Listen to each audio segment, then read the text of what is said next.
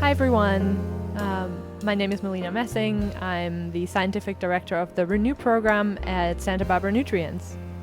I'm Thomas Weimbs. I'm a professor at University of California in Santa Barbara, and I'm the founder and president and chief scientific officer of Santa Barbara Nutrients. We are here at the American Society of Nephrology conference in San Diego, where we actually presented some really exciting results from our past cohorts of the Ren-Nu program.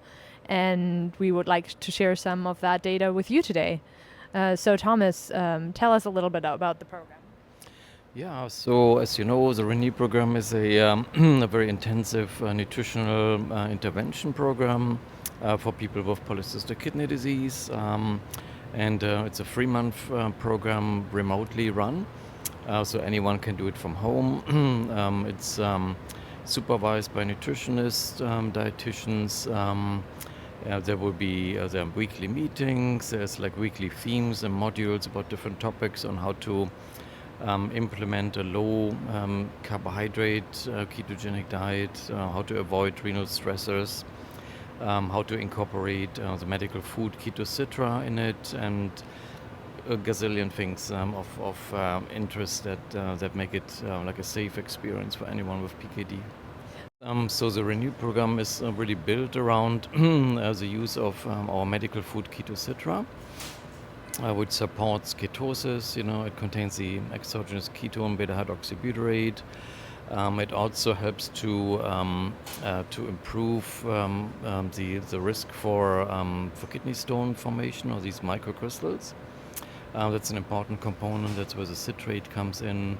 So Keto Citra can help raise or normalize urine citrate levels. It can also help to normalize urine pH levels, which are all very important features.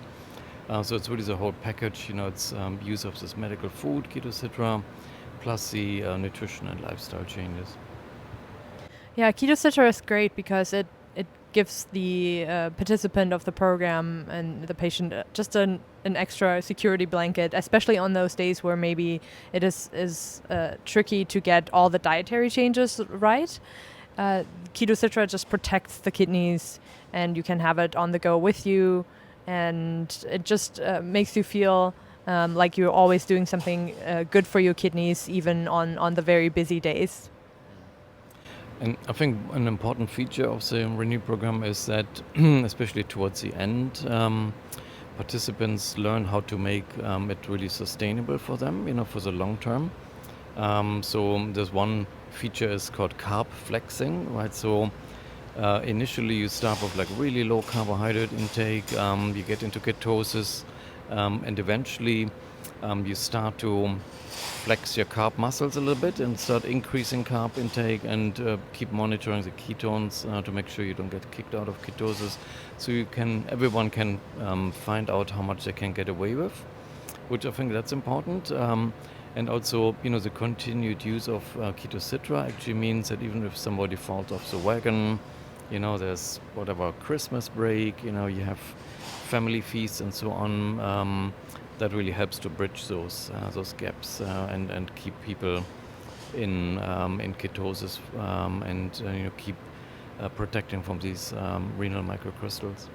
And it also, because it contains a lot of electrolytes, it helps against that dreaded keto flu that everyone hears about. So that was really great. I never encountered keto flu just because I was using Keto Citra, so that was also a great part of it. That's right, and I've actually participated in the program and successfully completed it and have changed my whole lifestyle based on that program, so I can attest to it really working very well for PKD patients.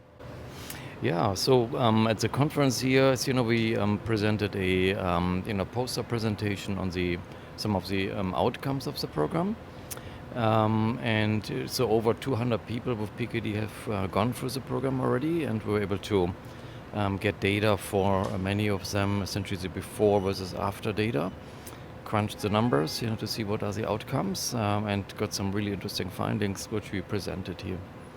Yeah, so that's, of course, what we want to dig into. So do you want to start with maybe overall the first change that you noticed in your participants? Mm-hmm. Yeah, so maybe real quick first, the demographics was, and I'm reading it off here so to make sure I'm getting it right. So the average age was 50 years of age, of the participants. There were, okay, that number I don't have. I want to say around about 100 participants where we had data for, and we didn't have data in all the categories for all the patients. So some of the N's are smaller than, for certain parameters than for others. And the CKD stage spread, how far advanced someone's kidney disease is, was such that over half of the participants were at CKD stage 3, and the rest were primarily stage 2, a few at stage 1. I believe one of them was actually at stage 4. So it was, definitely pre-end stage renal disease. So people that actually were very actively trying to prevent further progression of the disease. Great. And so maybe should we start with the overall satisfaction of the participants of the program? Yeah, so I think the program was rated as highly feasible. Patients can adhere to the diet, and that can also be seen by the ketone levels. So it is a ketogenic program. So the nutrition is very low carbohydrate, and you compensate with higher fat. It's moderate in protein. And the good thing is you can actually see whether patients are adhering to it by just having them measure the ketone levels. Yes, most people were able to have elevated ketone levels throughout the whole program, throughout the whole 12 weeks. So we have all the data. We can quantify the average ketone levels were around 1 millimolar of beta hydroxybutyrate as measured by the Keto Mojo finger prick. So that is great. So everybody could adhere to it, so that wasn't a problem. And the patients measure that by themselves at home, right? Is that right? Right. So everybody at the beginning of the program, they either already have a measuring device or they get one, they buy one. And it can measure both the blood ketones as well as the blood glucose level. So, which is, I think, amazing as like a real life feedback. But so everybody knows exactly if they're doing it right, if they're doing it wrong. So then they can adjust. So you get immediate feedback on how things are working. That's great. And should we dive into some of the outcome data then? Yeah. Of course, yes. So maybe the first outcome is really always body weight loss. So amongst and I'm just looking at the data, I would say about maybe around half-ish or so of the participants were, overweight or obese. And those folks actually lost the most weight as well. Meaning that it's really the fat weight that is lost, which is the whole point of doing ketogenic metabolic therapy, but you don't want to lose muscle weight, which is usually actually safe with ketogenic approaches, but you do lose the fat weight. And the average weight loss was about 4.5% of BMI. So people that were overweight people that were obese became overweight. People that were overweight became normal weight. Nobody became underweight in the program. Yeah, and that was something also really important when I took it, that I started this program not overweight, and I really wanted to maintain my body weight, and I was able to achieve that. So I didn't feel any negative health consequences doing this program. I just really felt great overall. Mm. Yeah, excellent. And so, of course, one outcome measure that everyone is always looking at is the kidney function. That's measured, by EGFR, creatinine-based EGFR. So participants always have their labs before starting the program and at the end of the program as well. And amazingly, there was a statistically significant increase in EGFR numbers. That's amazing. Yeah, so that is not something one would expect from any pharmacotherapy, for example. That's just not in the cards with that. The average, just looking at this, the average increase in EGFR was 6.3% across the participants. So that is exactly pretty much what we have seen in our the published clinical trial that came out about a year ago. There's a randomized controlled study done in Germany, a similar increase in kidney function. So we're very happy to see that same outcome here.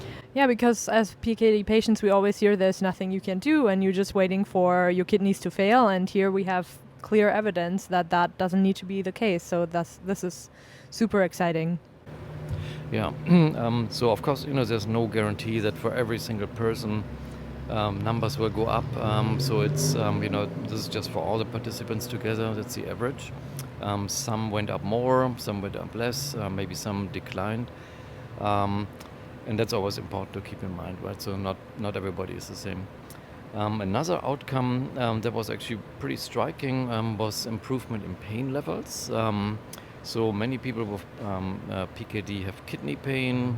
Actually, also very common is headaches, migraine headaches. And the outcomes here, pretty much across the board, people that started the program with kidney pain or with migraine headaches, they all showed improvements, and sometimes this was measured with a pain scale, and for many patients it actually went down to 0 even, which is just amazing because those folks have struggled with pain, a lot, and it is very difficult for people with chronic kidney disease to do something about pain because the typical painkillers, they can impact the kidneys.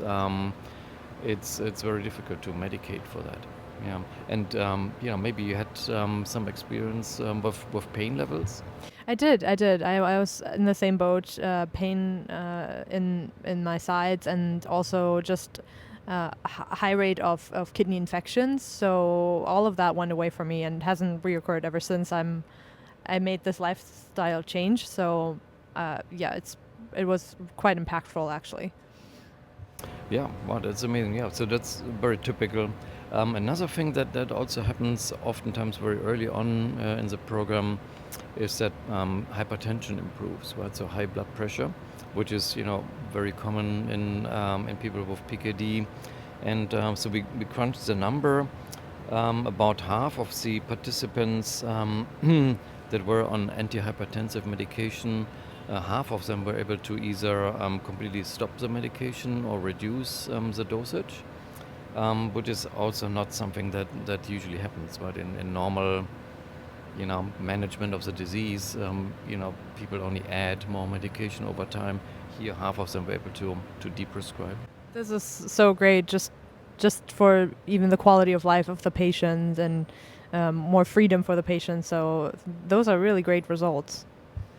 Yeah, so we're hoping, of course, so we're following, patients now more long-term as well. We're also doing a controlled clinical trial, as you know, in Japan, in Tokyo, so that's in full swing.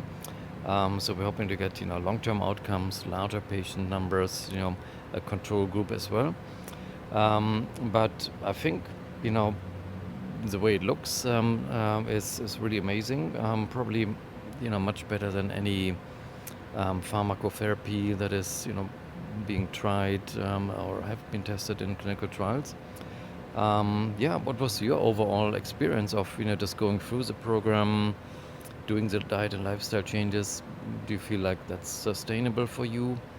So I definitely think it is. When you first start the program, you enter the program feeling really overwhelmed. There's a lot of information out there.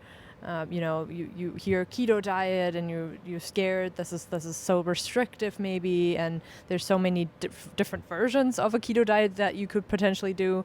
So for me, taking a program like this that step by step introduces you to a renal safe ketogenic therapy approach, and explains all of the scientific background behind all of the different foods that are that work for this diet, and having one-on-one consultations with dietitians that really guide you on a personalized level was super useful in doing this lifestyle change.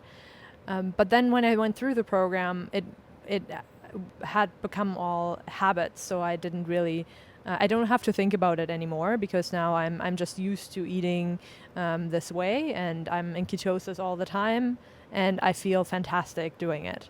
So I entered the program really confused and scared, and I came out feeling really confident and happy to live my day-to-day busy life as a scientist. So I can only highly recommend anyone who is feeling that insecurity and feeling scared and overwhelmed with all the information. This is the program for you. Now that I'm the scientific director of the program, I can tell you we will guide you step by step and get you to that same point where you just feel much better, not just physically but also mentally, and you will have a whole new outlook on managing PKD day to day.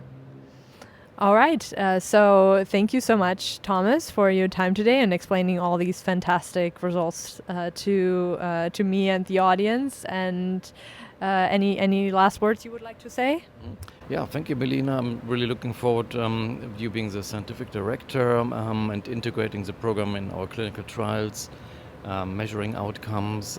So I think there will be many papers to come that can be published, and really looking forward to this. Same here. Thank you.